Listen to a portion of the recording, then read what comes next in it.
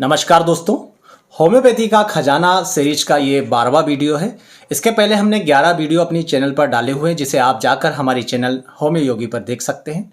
दोस्तों, इस सीरीज के अंतर्गत हम होम्योपैथी के ऐसे कॉम्बिनेशन आपके सामने लाते हैं जो मरीजों पर बहुत ही फास्ट और बहुत ही ज़्यादा असरकारक होते हैं। ये जो कॉम्बिनेशन से हम काफ़ी समय से अपने क्लिनिक पे यूज़ करते आ रहे हैं और हमारे काफ़ी सारे सीनियर्स से या होम्योपैथी के जो प्रसिद्ध डॉक्टर्स थे उनसे या तरह तरह की पत्रिकाओं से जो बहुत ज़्यादा उपयोगी मेडिसिन से उनको मिलाकर के जो कॉम्बिनेशन बने थे उनके बारे में इस सीरीज के माध्यम से आपको बताया जाता रहा है।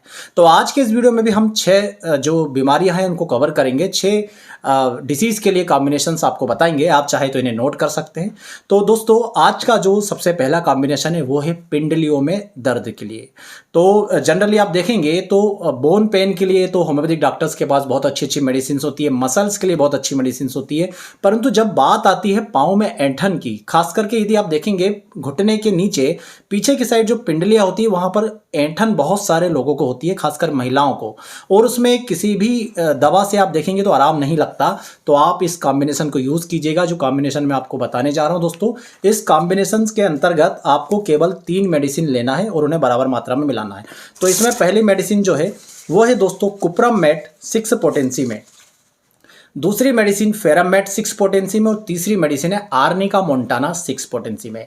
तो ये तीनों दवाएं जो है आपको 6 पोटेंसी में लेना है। जनरली मैं आपको जो दवाएं बताता हूं वो 30 पोटेंसी में लेने की सलाह देता हूं, परंतु इस कॉम्बिनेशन के अंतर्गत जो बेस्ट रिजल्ट आपको मिलेंगे वो 6 पोटेंसी के अंतर्गत मिलेंगे इस डिसीज के लिए, यानी कि पिंडलियों में जो ऐंठन होती है उसे ठीक करने के लिए।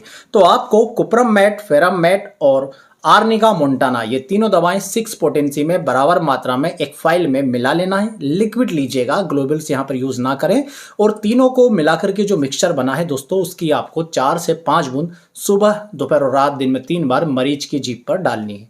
तो ये जो है पिंडलियों में ऐंठन के लिए कॉम्बिनेशन है। आज का जो दूसरा कॉम्बिनेशन दोस्तों वो ऐसे लोगों के लिए है जिनके नाखून बहुत ज़्यादा हार्ड होते हैं, नाखून इतने कठोर होते हैं कि जगह जगह से वो नाखून आप देखेंगे तो तिड़कने लगते हैं, उखड़ने लगते हैं, टूटने फूटने लगते हैं। दोस्तों, बहुत सारे लोग आपको ऐसे मिलेंगे जो जब नाखून काटने जाते हैं, नेल कटर का यूज़ करते हैं, तो कटर का भी यूज़ सही तरीके से नहीं कर पाते क्योंकि नाखूनों की मोटाई और कड़कपन इतना ज़्यादा होता है कि वो नाखून सही तरीके से नहीं कटते। तो ऐसे लोगों को यदि आप चाहते हैं कि नाखून नॉर्मल हो तो दोस्तों इनके लिए आपको जो कॉम्बिनेशन देना है उसमें आपको 3 दवाएं यूज़ करना है। सबसे पहली दवा है थूजा 30 पोटेंसी में, दूसरी दवा है दोस्तों एसिड फ्लोर 30 पोटेंसी में, और तीसरी दवा है एंटिम क्रूड 30 पोटेंसी में। इन तीनों ही दवाओं का काम जो शरीर की कोशिकाएं या तंतु होता है उनकी जो हार्डनेस होती है उसे खत्म करके धीरे धीरे धीरे उन्हें सॉफ्ट करने के लिए यूज़ किया जाता है। इसलिए आप देखेंगे कि होम्योपैथी में सबसे ज़्यादा ट्यूमर या सबसे ज़्यादा ग्रोथ के लिए इस प्रकार की मेडिसिन को यूज़ किया जाता है। तो फिर से सुन लीजिए, थूजा 30, एसिड फ्लोर 30 और एंटिम क्रूड 30 पोटेंसी में मिलाएंगे और जो मिक्सचर बनेगा उसकी 4 से 5 बूंद सुबह, दोपहर, रात दिन में 3 बार मरीज को देंगे। ये जो कॉम्बिनेशन है इनको आपको लगातार कुछ दिनों तक देना पड़ेगा ताकि आपको इसका रिजल्ट जो है सामने से दिख सके।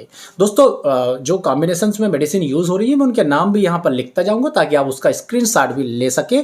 और जैसा कि हमने आपको बताया है कि हम इसके लिए जल्द ही एक बुक जो है वो पब्लिश करने वाले हैं PDF फॉर्मेट में, तो आपको वहाँ पर भी ये कॉम्बिनेशन सारे मिल जाएंगे।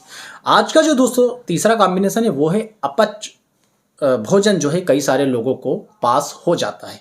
खाना खाते हैं, खाना खाने के बाद जब उन्हें टॉयलेट की तरफ जाना पड़ता है और वो स्टूल पास करते हैं तो जो खाना उन्होंने खाया है वो बिना पचे वैसे के वैसे कणों के रूप में, भोजन के रूप में बाहर निकल जाता है।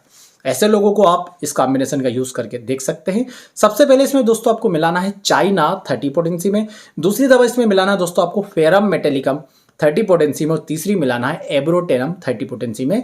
तीनों दवाएं 30 पोटेंसी में बराबर मात्रा में मिला के जो मिक्सचर बनेगा उसकी 4-4 बूंद सुबह, दोपहर, रात दिन में 3 बार मरीज को देंगे।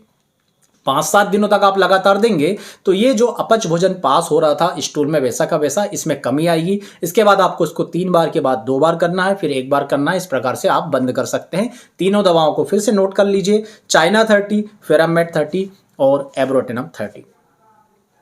आज का दोस्तों चौथा कॉम्बिनेशन ब्लीडिंग डायथिसिस वाले लोगों के लिए या ऐसे लोगों के लिए जिनकी हीमोरेजिक प्रवृत्ति होती है, या हिंदी में बताऊं तो जिनको जरा सी चोट लगने पर खून निकल आता है या थोड़ी सी भी बीमारी होने पर शरीर के किसी न किसी हिस्से से ब्लीडिंग होती रहती है।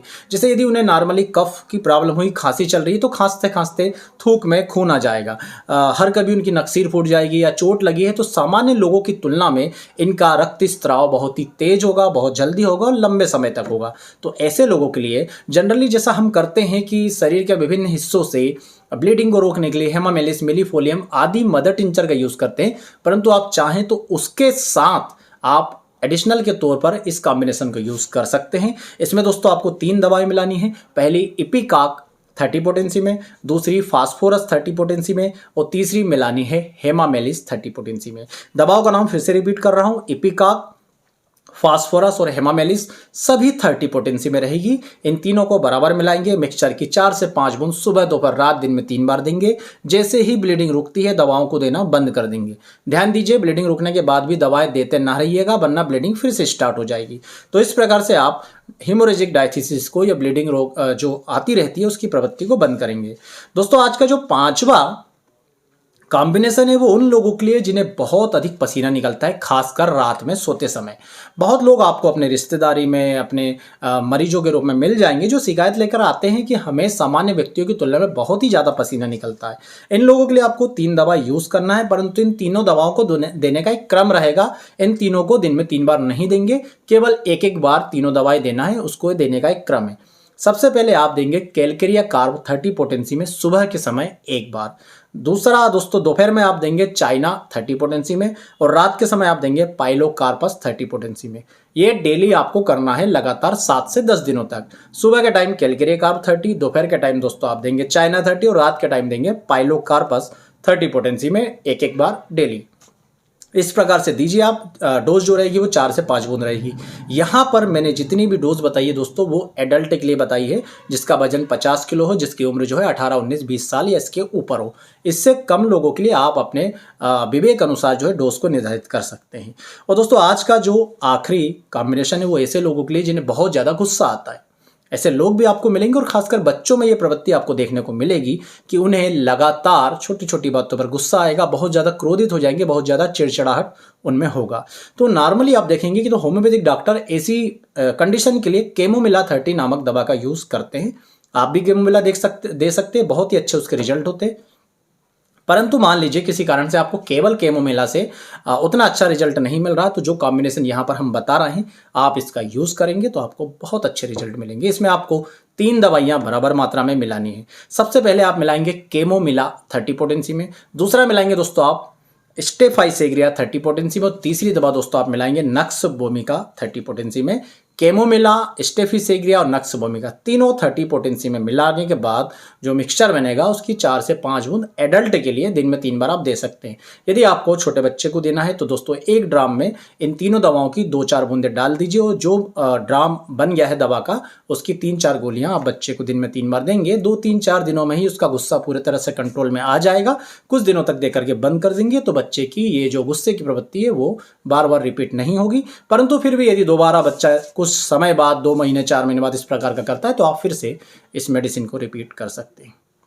ये था दोस्तों होम्योपैथी का खजाना सीरीज का आज का 12वां वीडियो। उम्मीद करूंगा ये सीरीज आपको पसंद आएगी। यदि आगे भी आप इसी तरह की इस सीरीज के और वीडियो चाहते हैं तो कृपया इस वीडियो को लाइक जरूर कीजिएगा, चैनल को सब्सक्राइब कीजिएगा। आप सभी का बहुत बहुत धन्यवाद। जय हिंद, वंदे मातरम।